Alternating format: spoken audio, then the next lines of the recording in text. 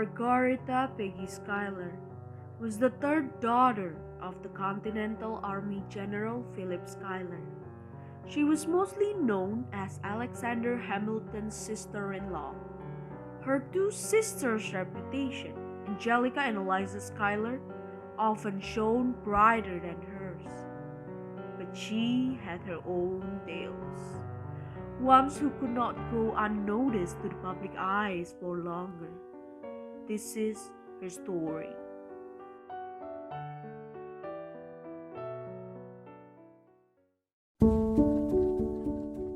Don't you think marriage is a beautiful blessing? I wonder what it is like. Dear sisters, both of you have married already. What do you think of it? Oh, it is wonderful if you marry the right man. My marriage with Alexander is Pleasant? enchanting. Is it really that swell? Well, as I mentioned before, marrying the right man helps immensely. What does Alexander even do that pleases you so? Oh, he is witty. He's clever with his words. He still writes me letters even after we got married, and I reread them all every once in a while. His determination charms me as well. There is something moving about the way he keeps working to reach his goals, and he won't stop until he does. But, Eliza, does he make much time for you? He has always been incredibly ambitious. Well, he does make much time for his work, but I do not mind, for he always comes back home to me at the end of the day. I suppose it is beautiful, although rather lonely. Try it out. Where is this curiosity coming from, sister? Nowhere in particular, I was merely wondering out loud. Forgive me for not believing you. Do you think I would not notice the changes in your mannerism since the past few days? You seem like a lovesick maiden. Always the same, Angelica. Why do you act as though you know everything? It is not my fault that I'm observant, little sister. Now, what is it that you're hiding from us? All right, I met someone. You met a man? Yes, and I think I love him. Oh, Peggy, I am so happy for you. Who is this lucky man? Okay, so his name is Steven. Stephen who? Do be more specific, sister. Steven van Rensselaer III. That, Stephen. No, absolutely not. Our cousin Stephen? Peggy, have you lost your mind? I have not in fact lost my mind, Angelica. Must you be so patronizing about this? Why him? Oh, I would like for you to give me one reason why not him. I can give you plenty. He is our cousin for one. Listen, cousin. And he's way too young for you. He is, what, 19 years old? You're 25. What do you reckon that might look like? Angelica, I think... He is kind, clever, and handsome. Not to mention, he comes from a respected family. He loves me and I love him as well. Is that not enough? Peggy, I beg you to think this through. Do not make big decisions based on a foolish romantic whim. I intend to marry him, sister. It doesn't matter what you think because I will be the one marrying him. I'm sure that the two of us will be very happy together, okay?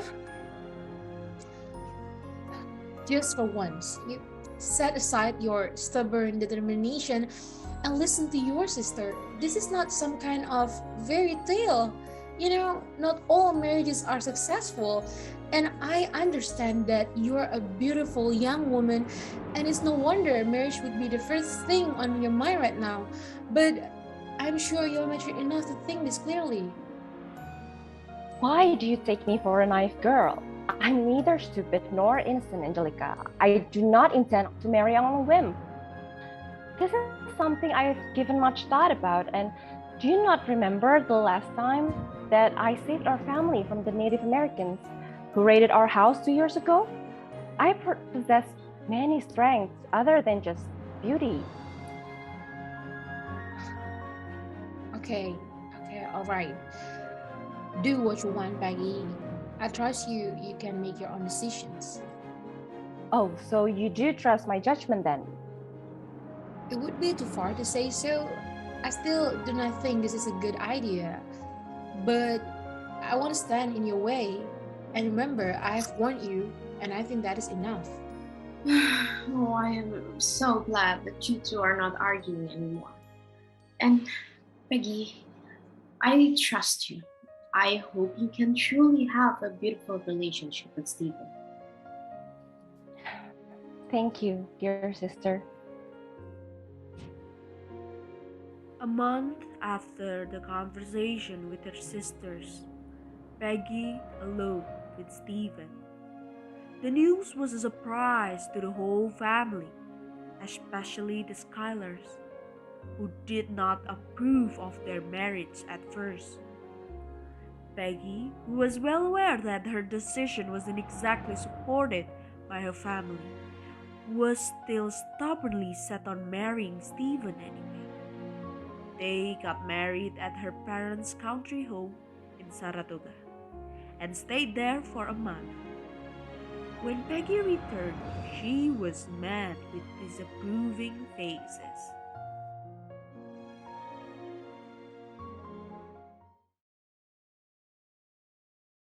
Until when are you going to maintain the silence for, dear sisters?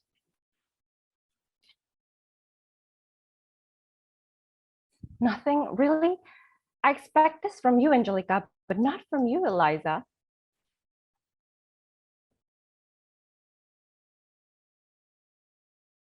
Oh, sisters, please.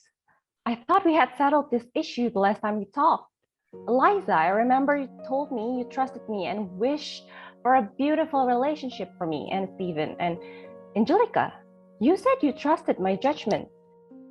Well, Peggy, yes, I did, but No, I merely told you I wouldn't stand in your way. And I already warned you of the consequences, Peggy, so you must live with that now. Oh, I'm sorry. I did not realize those consequences include me losing my sister's care and affection. Quite harsh, don't you think?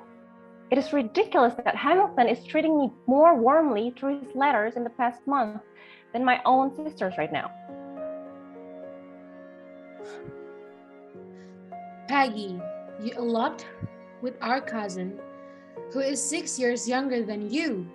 You literally climbed out your window and ran away with him and only came back after a month. How could you possibly think you would be met with the warmest welcome? We couldn't locate you until a few days ago, and Mother nearly fainted when she found out. Yes, and I apologize for that. I already apologized to Mother as well. Both her and Father are on the path of forgiving me, albeit slowly. Why can't you do the same? I thought you would have my back in this. You are my sisters after all, aren't you? And to go as far as criticizing my elopement? Oh, that's rich coming from you, Angelica. That is different. Oh yeah, how so? Well, for one, I did not marry my young cousin. please, sisters, stop your arguing at once. Look, Peggy, I apologize for being curt. I just did not think that you would elope. I do not think you understand the consequences. This will be the talk of the town for a while. Sure, it won't be very severe since we are still the Schylers after all, but this is not something that will be resolved in the blink of an eye either. I understand that now, Eliza. I'm sorry. I forgive you, and you know I already have. And Angelica, don't be so hard on her. She needs to understand that she cannot make big decisions like this on a whim. Oh, and your elopement was not based on a whim either? I already told you those were two different things. I had no support from the family, which is why I don't want you to go through that, Peggy. Exactly. I thought you would be more sympathetic since you knew what it was like. Peggy, you listen to me. I had to earn father's forgiveness, which took months. And back then, I did not marry a much younger cousin like you did. I think what you're facing right now is appropriate. So who do you think persuaded father to forgive you then? You cannot mean. Yes, it was me. I was on your side, and now I expect you to be on mine. Eliza, is that right? Yes, she was very persistent, our little Peggy, and father eventually gave in to her coaxing. I never knew. Peggy, thank you. You are most welcome. So, will you please stop being so hostile now, Angelica? Yeah, I reckon so. Thank you. Okay, so enough of that. How is your marriage to Stephen, Peggy? Is it as wonderful as you thought it would be? Oh, it's going very well so far, Eliza. It's like a blessing. He's what every woman dreamed of, and he didn't change after we married. In fact, he manages to make me fall deeper for him each day. Oh, that sounds very romantic. Come to think of it, it would be good that you married him with your wealth, well, our family's wealth and his family's wealth. This could have a positive impact on our joint family's impact as a whole. He has a bright future in politics too, does he not? And I heard he will inherit his family's estate once he's of age, which will make him lord of the manor. That sounds like good prospects. Though I didn't think you would change your mind this fast, Angelica. That's good to know. I didn't think of that.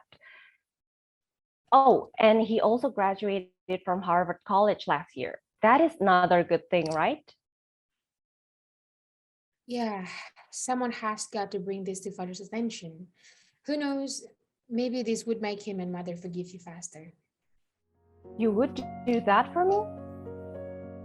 Of course, Peggy. You are on my side, so I'm on yours now. Thank you, Angelica. And thank you as well, Eliza. I really do love you too. It was the year of 8001. Peggy was 42 years old and sick. She had been sick for the past years. The Schuyler's family had tried to consult every doctor they could find, but still, none of those doctors could say for sure what she was ill with. Her family, especially Eliza and Angelica, grieved, fearing her death, but Peggy had long accepted her sickness. In the start of March 8001, Peggy's condition worsened. She lived in her husband's manor, not far from her parents' house. Her sisters could not be by her side every day, but that day, thankfully, she was not alone because Hamilton came to visit her.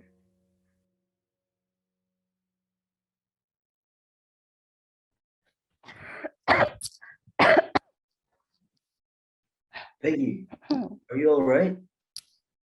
Why don't you drink some water? Are you warm enough? Do you need anything? A doctor, perhaps? I'll go get the doctor, yeah.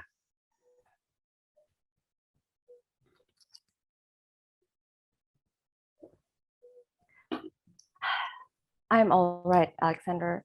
There's no need to fret. Thank goodness. I was about to have a heart attack. Do not. I hope you stay healthy for a long time. I'm grateful that you are here with me, though, Alexander. Although I wish that my sisters could be here as well.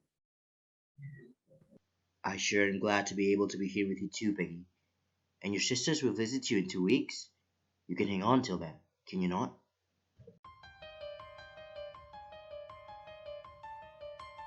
Well, I can try. Alexander, Peggy? why did you do it? Do what, Peggy? You know what I'm talking about. Shall I jog your memory a little then, Miss Maria Reynolds? Ah, Yes, So why did you do it? it was a moment of weakness. Oh, don't you give me that nonsense. I know better than that. I know you're better than that. Or at least I thought you were. Why, Alexander? That is by far the stupidest thing you've ever done, and God knows you've done so many other stupid things. And to go as far as publishing her letters for the whole world to see? What were you thinking? I had to. If I didn't publish the Reynolds pamphlet, I would be fired from my job. And you know very well that Burr, Jefferson, and Madison were eager to sniff anything they could find on you. They wouldn't be able to sniff anything if you didn't do anything. And I couldn't let that happen, could I? I don't want Eliza to have a penniless, failed husband. Oh, and you were thinking of Eliza throughout all of this? Of course. She trusted you, Alexander. How could you shit on her faith the minute she left your gaze? How could you jump to bed with the first woman who came knocking at your door? Have you no shame at all? No honor? I'm not a good man, Peggy. I've made a lot of mistakes in my life, but betraying Eliza is my biggest mistake. Not a day goes by that I do not regret my actions. She loved you. Loves, I'm sure. Her heart is so big and she's so ridiculously loyal and sweet that I'm sure she still loves you. You should be begging for her forgiveness right now. I am. I do that every day. Oh, I don't know if I could forgive you. Truth be told, I'm not sure if you should, but I'll beg you anyway. Peggy Schuyler, would you please forgive me for hurting your sister Eliza, and in turn doing so, and in doing so, hurting you and Angelica as well? I will, eventually. You're not just my brother-in-law, you know, you're my friend too. I confide in you often, as do you. So we have that bond, of course, but as of now, I still hate you. Which is your right. You listen to me and you listen good, Alexander. Win my sister's heart back. Grovel if you must. Forget your reputation. You must prove your sincerity to her. She had talked so highly of you and her marriage with you when I told her I had fallen in love with Stephen. She was the one who made me believe that marrying Stephen was the right step. My sister is one of the best people that have ever graced this earth with her presence, and I love her. All right? Even though you and I are friends, my loyalty lies with her still. And I won't stand by and let you destroy her with no effort whatsoever to fix it. She is wonderful. Best of wives, best of women. I will make it right, Peggy. I will. Oh, you better. Or I won't talk to you ever again. All right. Now rest. You have to get better so you can see your sisters again. Fine, I will. Good night, Alexander. Thank you for being here with me. Of course, Peggy. Good night. We would love to tell you that Peggy beat her illness and continued to live for a lot more years, but sadly, she died that month, more precisely on March 14, 1801. She was buried in Albany Rural Cemetery at her husband's family's lot. Eliza and Angelica never got to see her alive again, and Eliza got the news of her sister's death through a letter sent by Alexander Hamilton, who was there by Peggy's side when she passed away. The letter from Alexander read, On Saturday, my dear Eliza, your sister took leave of her sufferings in France, to find repose and happiness in a better country. her death hit the family hard, especially Eliza, who lost her sister in March and later lost her son, Philip, mere 8 months after that. Despite that, Margarita Peggy Schuyler was a notable figure in American history, with her own dreams, stories, and legacies. And we hope this play would do her justice. This has been the story of Peggy Schuyler.